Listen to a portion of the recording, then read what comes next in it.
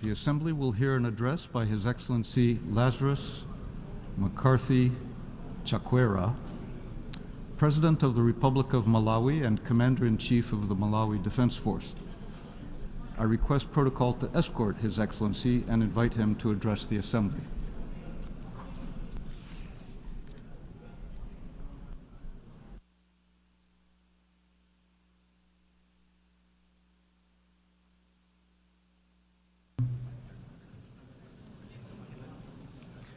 Your Excellency Philemon Young, President of the 9th session of the United Nations General Assembly, Your Excellency Antonio Guterres, Secretary General of the United Nations, Your Excellencies, heads of state and government, and leaders of delegations, distinguished ladies and gentlemen. Every member state of the United Nations relates to other nations in the world in three dimensions: cooperation, competition, and conflict. And how we manage our relationships on these dimensions will ultimately determine the kind of world we will create for the children of tomorrow. So when we sit in this chamber to deliberate on the cooperation or competition or conflict between member states, we are actually designing and deciding our future. I am therefore glad that the theme of our debate this year touches on all three of these dimensions, because the bottom line is that in all three we can and must do better. This year's theme calls on us to act together to advance peace, sustainable development, and dignity. This is a call to stronger multilateral cooperation.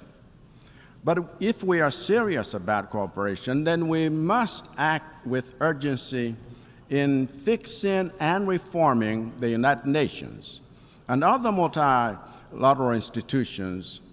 And one fix that we from Africa demand is for the United Nations to embrace democracy in the Security Council by giving 2 permanent seats to Africa with veto power. When I first made this call in my inaugural address in this chamber, I was delighted to hear President Biden also announce that the United States is in favor of this reform. Similarly, when I met President Xi Jinping of China 3 weeks ago, I was delighted to hear that he too is in favor of stronger representation of the interests of developing countries in the Security Council. So, Mr. President, the time to fix this is now. We need this fix to strengthen our voice on the issues that matter to us in Africa. In the 4 years that I have been president, I have declared state of national disaster every year because of climate change impacts that we cannot solve without multilateral cooperation. And for one of those years, I was chair of 2 development communities, namely the Southern Africa Development Community, SADC, and the Least Developed Countries, LDCs. And I learned firsthand that no nation can survive a global crisis or develop in the face of shocks without strong multilateral cooperation to sustain it. Even this year, I see how challenging it has been for my country and for Malawians. Coming off the back of the state of national disaster that I declared last year to secure international cooperation in response to the devastation caused by Cyclone Freddy, I had to declare another state of natural disaster this year to secure international cooperation in response to El Niño weather conditions that have destroyed crops in 3/4 of the country's districts, leaving 1/5 of the Malawian population without enough food to last the year.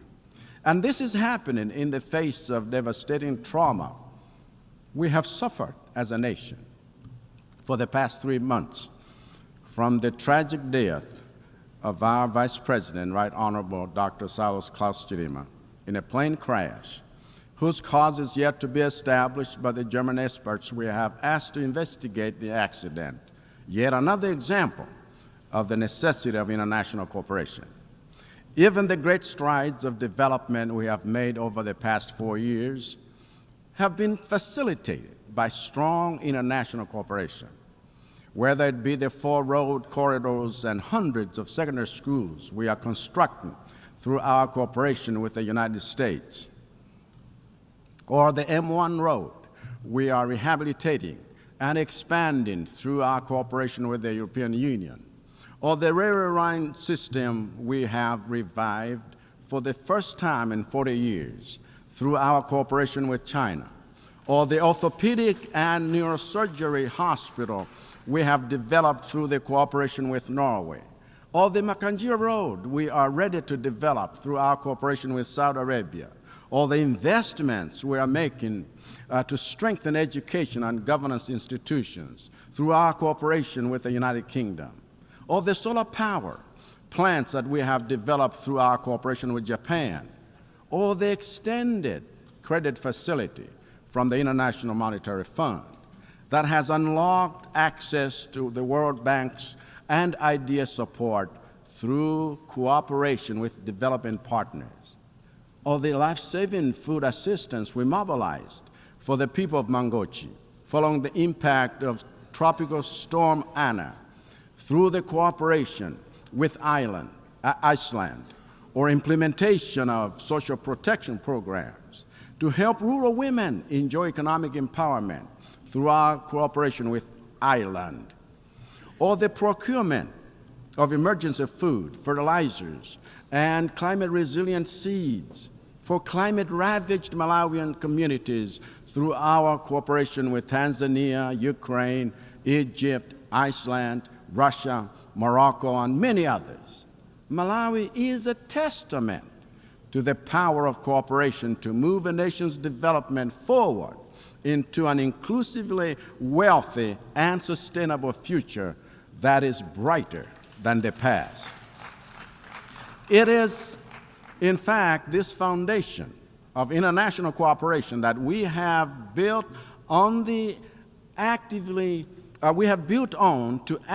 engage in intergovernmental negotiations for the pact of the future, for the future that we have fully endorsed at this 79th session of the General Assembly.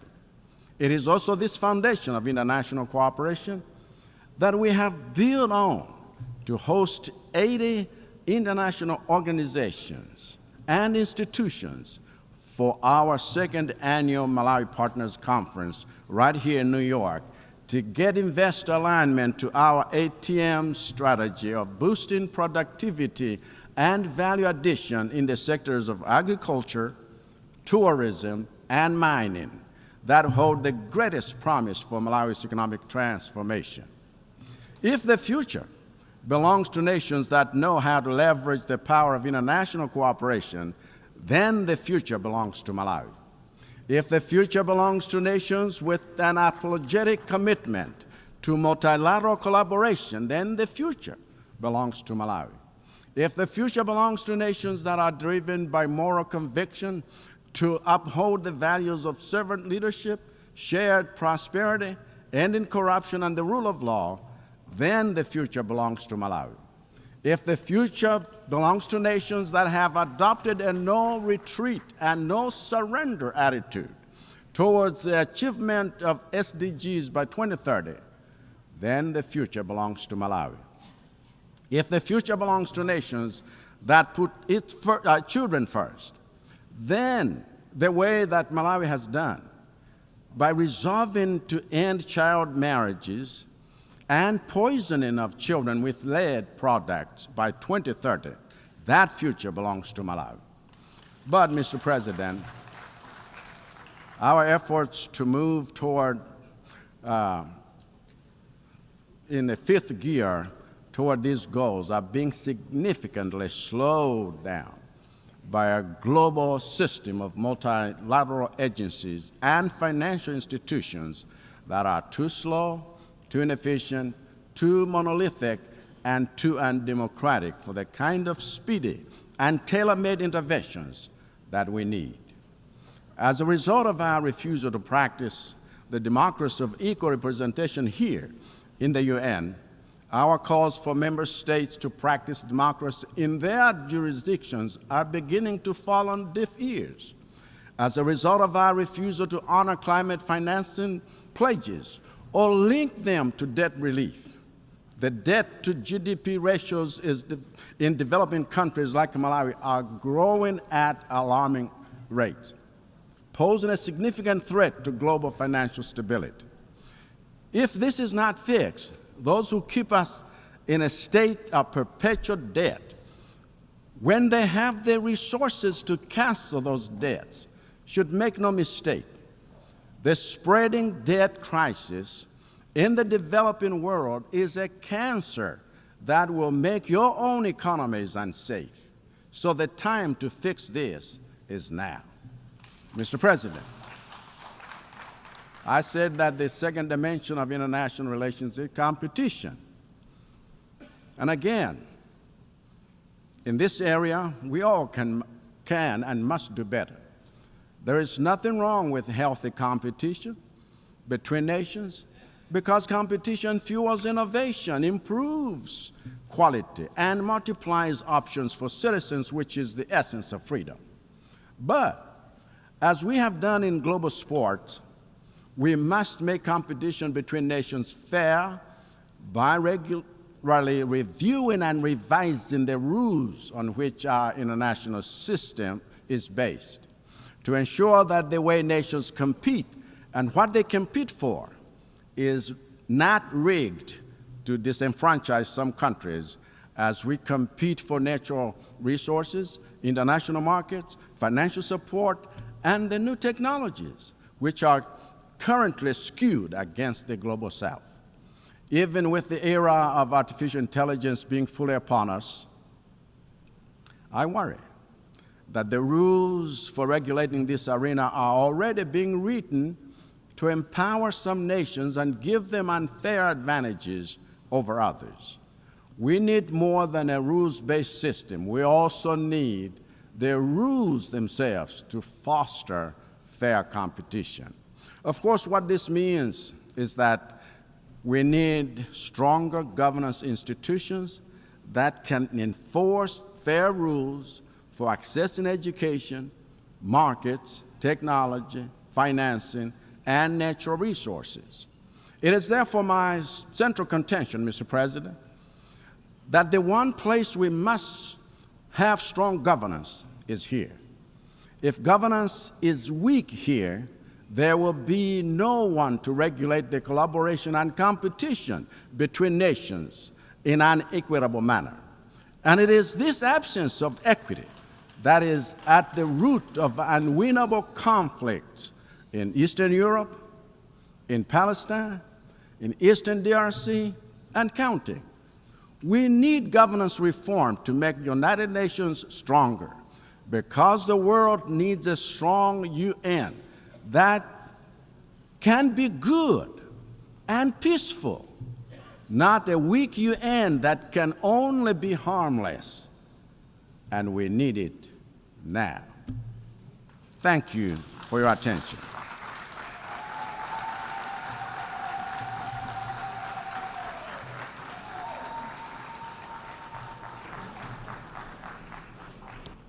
En nombre de la On behalf of the Assembly, I wish to thank the President of the Republic of Malawi and Commander-in-Chief of the Malawi Defense Force.